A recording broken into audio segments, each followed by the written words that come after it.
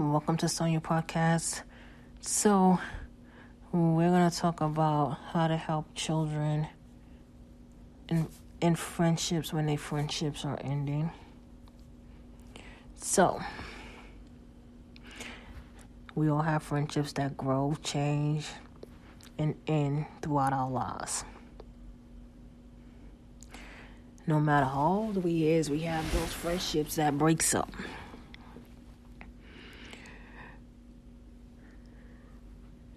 But with children, it's trickier for them because there's emotions involved.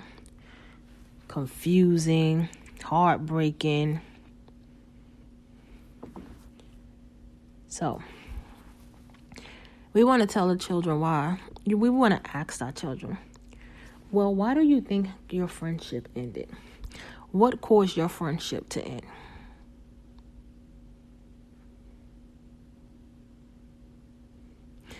It could be y'all have no longer nothing in common.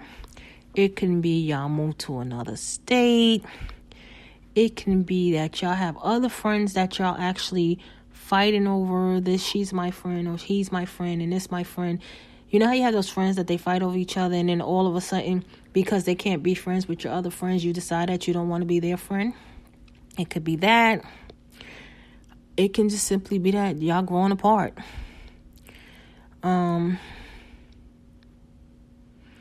But we have to remember that kids are sometimes they can't explain why their friendships are ending.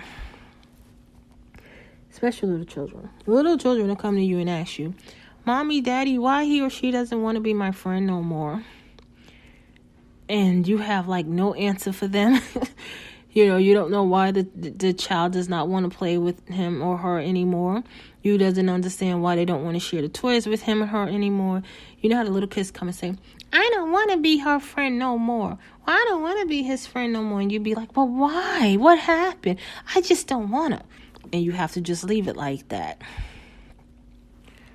So, you also can have bullying and teasing. In school, that happens. They get in these cliques, and these cliques, some people start bullying, some people start teasing, and your best friend and with girls, oh my God, girls, period.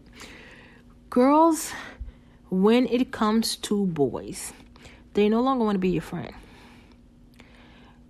And I'm talking about, people say this is from school age until adulthood. This is from school age to adulthood. They do not want to be your friends. If it comes to a boy, you could forget about it. If she likes this boy and she feel he likes her, she will no longer be your friend. Or if she does not like this boy and she just don't want to see him with you, she will no longer be your friend. That's just life. That's how life works. So I'm going to tell you a little story. She said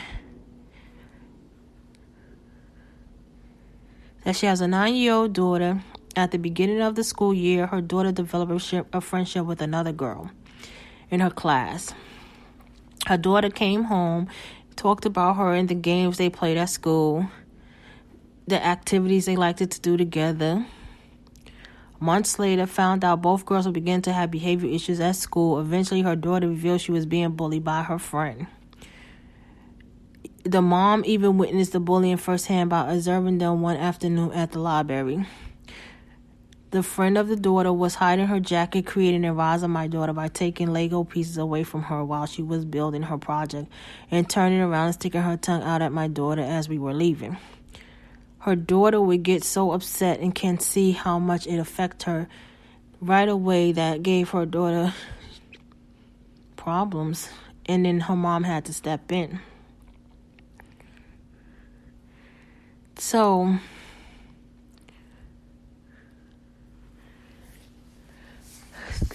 that's a story where, bullying is a big thing. It's a big thing why children needs friendship breakup. Now, once your child friendship breakup, you want to listen, comfort them, validate their feelings, normalize the experience, create space for them, ask them what's on their mind. Say something like, it can be so hard when friendship change. How are you feeling about it? Give them the opportunity to express to you what's going on.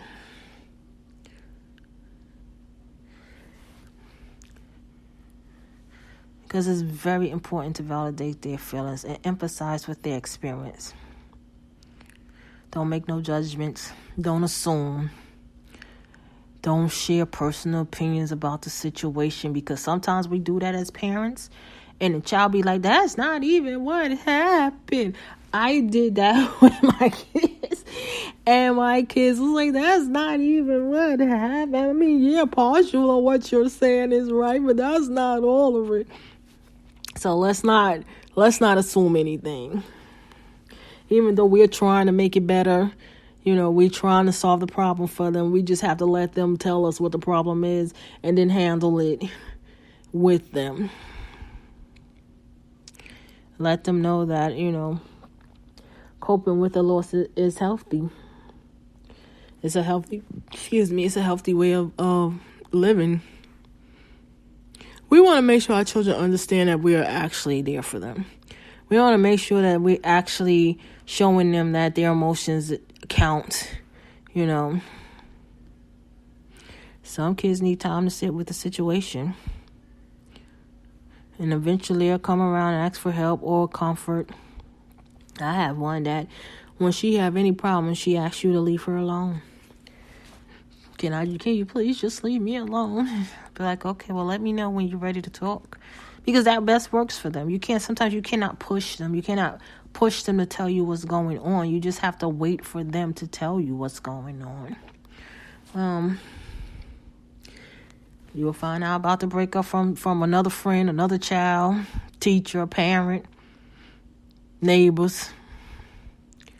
You will always know if something happened if your child start acting different, or if your child's not talking about the friend. Because children always talk about their friends. Me and my friend so we did this, or me and my friend we had fun, and me and my friend, they always talking about their friends. If they're not talking about that person no more, something happened. So you're gonna have to wait till they come around and let you know what had happened.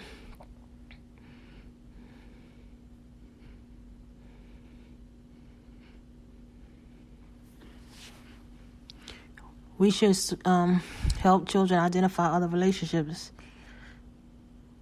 Strengthen connections. Be exposed to different kids. Timing is always the key. Friends, for some people, and this is true, even though psychologists don't want you to say this, but friends for some people are easily replaced. Some people can easily make friends, and some people cannot. Some people, like, you ever seen, well, I done seen a lot of people who can easily make friends, and then you have some people who does not make friends. But you want to make sure you have good friends. Always make good friends.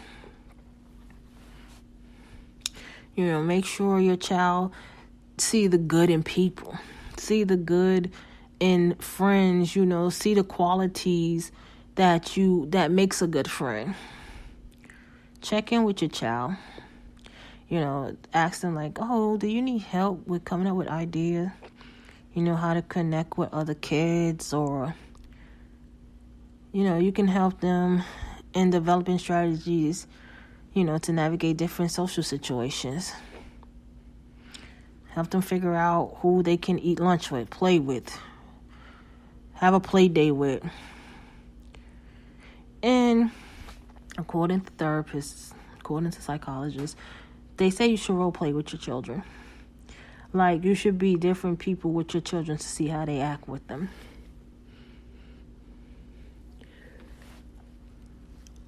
I did that with my baby, but I did that because it was to make her feel comfortable. It wasn't, something that I did for her to make friends. I did it so she can feel comfortable around different people.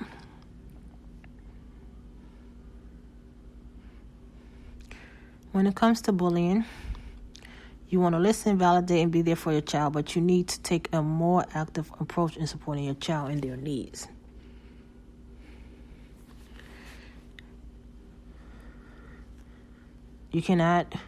When bullying, you cannot repair a friendship.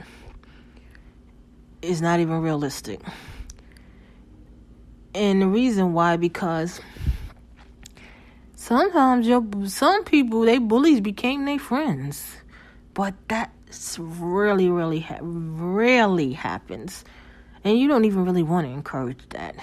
So you want to just move on for that. So the lady said that she moved her daughter's dance class to a different day and found new after-school activities at other libraries to attend. She spoke with the child's teacher as well as the school librarian and social worker to formulate a plan to maintain distance between the girls.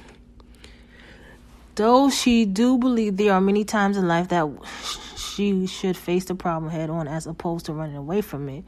With this particular situation, given her daughter's age and that it escalated rather quickly from a friendship to a bullying situation, she felt the best thing was to remove her daughter so her daughter wouldn't have stressful and anxiety-provoking situations as much as possible so that her daughter can enjoy her after-school activities without those concerns or fears.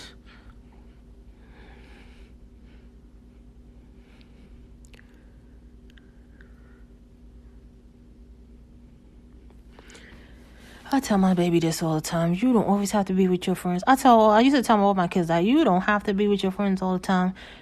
Everybody needs a break. You can see and talk to each other once in a while. Maybe sometimes you just don't always have to be around each other. Because that's another thing. You get tired of being around each other.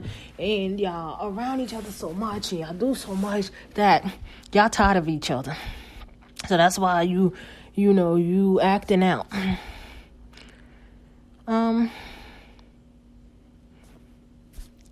You know what they said, make sure, a lot of people said lack of sleep, hungriness cause these. No.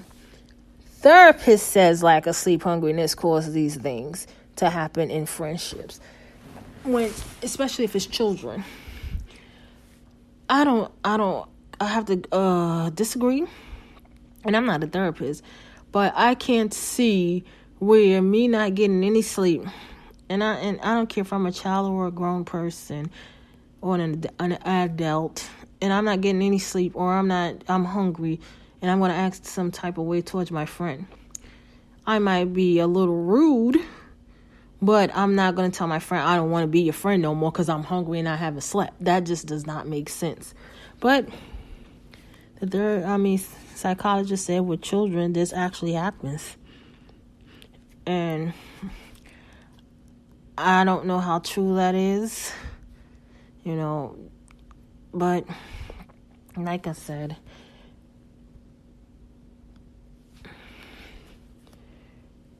it is what it is. In that situation, it is what it is to me because, the people will say to me, so, this is a psychologist saying this with a degree, but I always say common sense and personal habits mean personal personalities, like your this is happening to you, or this is happening around you, that